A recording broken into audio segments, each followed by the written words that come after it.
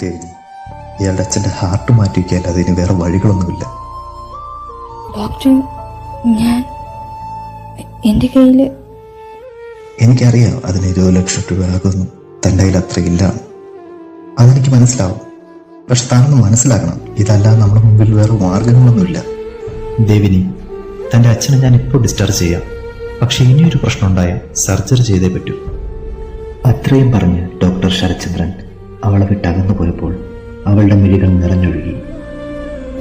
ഇത്രയും പണം, ഈശ്വര, എൻ്റെ അച്ഛൻ.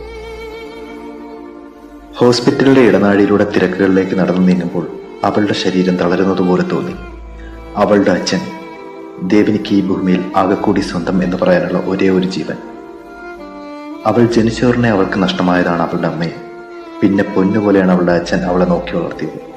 പ്രണയവിവാഹമായിരുന്നത് കൊണ്ട് തന്നെ അവളുടെ അമ്മയുടെ വീട്ടുകാരോ അച്ഛൻ്റെ വീട്ടുകാരോ അവരാരും തന്നെ അദ്ദേഹത്തെ സഹായിക്കാൻ നിന്നില്ല. അമ്മയില്ലാത്തതിൻ്റെ ഒരു കുറവും അച്ഛൻ അവളെ അറിയിച്ചിരുന്നതുമില്ല. ദേവിനി സെക്കൻഡ് ഇയർ പഠിച്ചുകൊണ്ടിരിക്കുമ്പോഴാണ് അച്ഛന് പെട്ടെന്നൊരു നെഞ്ചുവേദന വരുന്നത്. ജീവൻ കയ്യിൽ വെച്ച അച്ഛനെയും കൊണ്ട് അവർ ഹോസ്പിറ്റലിലേക്ക് ഓടി. പക്ഷേ ഹോസ്പിറ്റലിലെത്തിയപ്പോൾ ഡോക്ടർ പറഞ്ഞ വാക്കുകൾ ഇനി അധികകാലം അദ്ദേഹത്തിന് ആ ഹൃദയം തുടിക്കില്ല എന്നതാണ്. അതിനധിക നാൾ ഇനി ആയുസ്സുണ്ടാകില്ലത്രേ. കയ്യിൽ സമ്പാദ്യം എന്ന് പറയാൻ ഒന്നുമില്ലാഞ്ഞിട്ടും അവൾ അച്ഛനെ ചികിത്സിച്ചു. ആകെ കൂടിയുണ്ടായിരുന്ന അല്പസ്ഥലവും പൊട്ടിപ്പൊളിഞ്ഞ വീടും പണയത്തിലായി.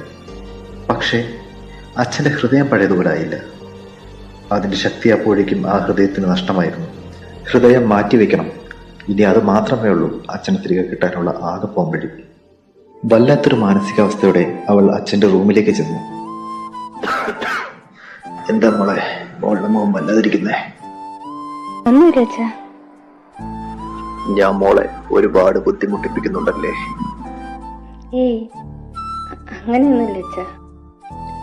ഏയ്, നുണ പറയണ്ട. എനിക്കറിയാം എൻ്റെ കുഞ്ഞനുഭവിക്കുന്ന കഷ്ടപ്പാടൊക്കെ. ഒഴുകി വരുന്ന മിഴികൾ അമർത്തി തുടച്ചുകൊണ്ട് അവൾ ആ മനുഷ്യനെ നോക്കി വെറുതെ ഒന്ന് ചിരിച്ചു.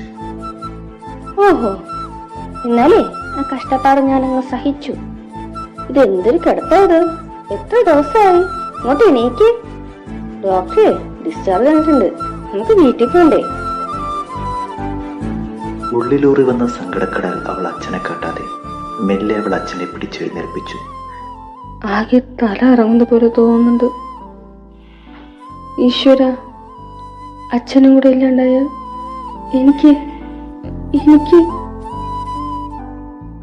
പെട്ടെന്ന് ഹോസ്പിറ്റലിന് മുന്നിൽ വന്നിരിക്കുന്ന ഒരു ആംബുലൻസ്